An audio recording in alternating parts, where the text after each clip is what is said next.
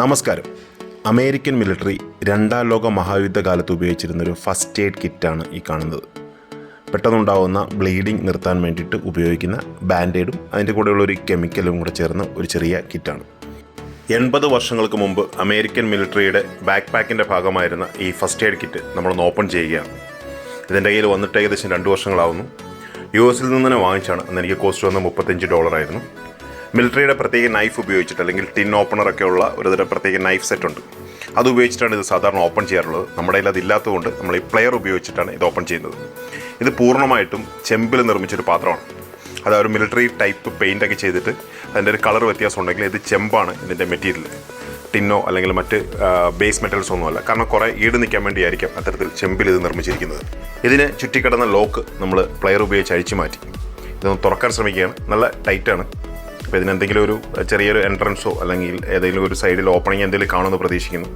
എന്തായാലും അതിൻ്റെ വശങ്ങളൊക്കെ നോക്കി അപ്പോൾ ചെറിയൊരു ബ്ലേഡ് ഉപയോഗിച്ച് ഞാനൊന്ന് ഓപ്പൺ ചെയ്തപ്പോൾ അത് ഓപ്പൺ ആവുകയും അതിന് ഉൾഭാഗം നിങ്ങൾക്ക് വേണ്ടി ഒന്ന് തുറന്ന് കാണിക്കുകയാണ്. ഇത് റയറായിട്ടുള്ളൊരു വസ്തുവൊന്നുമല്ല. അമേരിക്കയിലെ ഒട്ടുമിക്ക ആൻറ്റിക് ഷോപ്പുകളിലും ഒരു $30 റേഞ്ചിൽ, ഏകദേശം 2500-3000 രൂപ റേഞ്ചിൽ നിങ്ങൾക്ക് വാങ്ങിക്കാൻ കിട്ടുന്ന ഒരു വസ്തുവാണ്. എന്തായാലും നമുക്ക് ഇതിൻ്റെ ഉൾഭാഗം ഒന്ന് കാണാം. ഇതിൽ കാര്യമായിട്ടൊന്നും ഉണ്ടാവില്ല. ഒരു ബാൻഡേഡ് ആയിരിക്കും ഉണ്ടാവുക. പിന്നെ എന്തെങ്കിലും ഒരു കെമിക്കലെന്ന് ഞാനിങ്ങനെ അറിഞ്ഞു. അപ്പോൾ അതെന്താണെന്ന് നമുക്ക് നോക്കാം. ഈ കാണുന്ന ഒരു പേപ്പർ പാക്കിംഗ്, പഴയകാല എത്രയോ വർഷങ്ങൾ പഴക്കമുള്ള പേപ്പർ ക്യാപ്പിംഗ്, ഞാൻ പറഞ്ഞ ചെമ്പ് ഇതാണ്. അപ്പോൾ ആ പേപ്പർ ക്യാപ്പിംഗ് നിങ്ങൾക്ക് വേണ്ടി ഒന്ന് തുറക്കാൻ വേണ്ടി ശ്രമിക്കുകയാണ്. പണ്ട് കാലങ്ങളിലൊക്കെ സോപ്പ് വരുന്ന പോലെ പൊതിഞ്ഞു വെച്ചിരിക്കുന്ന ഒരു ചെറിയ പേപ്പർ പാക്കിംഗ്. അതിനുള്ളിൽ ഈ കാണുന്നതാണ് ഒരു കെമിക്കൽ. അതായത് നമ്മൾ പഴയ സിനിമകളിലൊക്കെ കണ്ടിട്ടുണ്ടാവും. വെടിയേക്കുകയോ എന്തെങ്കിലുമൊക്കെ മാരകമായ മുറിവുകൾ ഉണ്ടാവുകയോ ചെയ്യുകയാണെങ്കിൽ ഇങ്ങനത്തെ ഒരു പാക്കറ്റ് തുറന്ന് അവരിതിനുള്ളിലുള്ള കെമിക്കൽ അവിടെ വെച്ച ശേഷം ബാൻഡേഡ് ഉപയോഗിച്ച് ചുറ്റുന്നത്. അപ്പോൾ ഈ കെമിക്കൽ എന്തായാലും ഞാൻ ഓപ്പൺ ചെയ്യുന്നില്ല. ഒരുപാട് വർഷം പഴക്കമുള്ള കെമിക്കലായതുകൊണ്ട് തന്നെ നമുക്കറിയില്ല അത് എത്രമാത്രം നല്ലതാണോ അതിൽ മോശമാണോ എന്നറിയില്ല. അതുകൊണ്ട് അത് ഞാൻ ഓപ്പൺ ചെയ്യുന്നില്ല. പക്ഷേ ഈ ഒരു ബാൻഡേഡിൻ്റെ പാക്കറ്റ് ഞാൻ ഓപ്പൺ ചെയ്യുകയാണ്. നല്ല രീതിയിൽ ഒരു ചെറിയ സോപ്പ് കട്ട പോലെ പൊതിഞ്ഞു വെച്ചിരിക്കുന്ന ഈ ബാൻഡേഡിൻ്റെ പാക്കറ്റ് വളരെ കെയർഫുള്ളായിട്ടാണ് ഞാൻ ഓപ്പൺ ചെയ്യുന്നത്. കാരണം ഈ പേപ്പർ കീറിപ്പോകാതെ ഇത് ഓപ്പൺ ചെയ്യാനാണ് ഞാൻ ശ്രമിക്കുന്നത്. ഇന്നും നമ്മൾക്ക് ചുറ്റും ഹോസ്പിറ്റലുകളിലൊക്കെ ഉപയോഗിക്കുന്ന ആ ഒരു തരം തുണിയാണിത്. നെറ്റ് പോലെയുള്ള നമുക്കെല്ലാം സുപരിചിതമായിട്ടുള്ള ആ ഒരു തുണിയാണ്. പക്ഷേ ഇത് കുറേ ലെങ്ത്തിലുണ്ട്.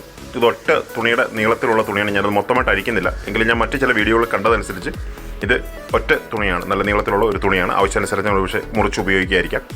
അപ്പോൾ ഞാനിപ്പോൾ മിലിറ്ററി ഐറ്റംസ് കളക്ട് ചെയ്യുന്നുണ്ട്. പലതരം മിലിറ്ററിയുമായിട്ട് ബന്ധപ്പെട്ട ഐറ്റംസ് കളക്ട് ചെയ്യുന്നുണ്ട്. ഇന്ത്യൻ മിലിറ്ററി ഐറ്റംസ് നമുക്ക് അങ്ങനെ കിട്ടില്ല.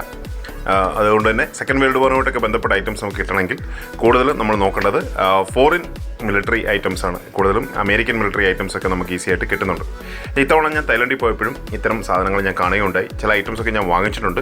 അത് വരും വീഡിയോയിൽ ഞാൻ നിങ്ങൾക്ക് വേണ്ടി പരിചയപ്പെടുത്താം. ഇതിന് ഞാൻ ഇനി തിരിച്ച് പഴയ പോലെ ഒന്ന് സെറ്റ് ചെയ്യാനൊരു ശ്രമം നടത്തിക്കൊണ്ടിരിക്കുകയാണ്. അപ്പോൾ അവിടെ ഞാൻ ഈ ഉള്ളിൽ ഇതാക്കി പാക്ക് ചെയ്തു. ഇനി ഇതിൻ്റെയുള്ള ലോക്ക് ഒന്ന് സെറ്റ് ചെയ്യാനുള്ളൊരു ശ്രമമാണ് നടക്കുന്നത്. ഏകദേശം അരമണിക്കൂറത്തെ പണി. എന്തായാലും അത് ഫലം കണ്ടു. തിരിച്ചതുപോലെ തന്നെ വെക്കാൻ സാധിച്ചു. വീഡിയോ കണ്ട എല്ലാവർക്കും ഒരുപാട് നന്ദി. Keep watching. Thank you very much.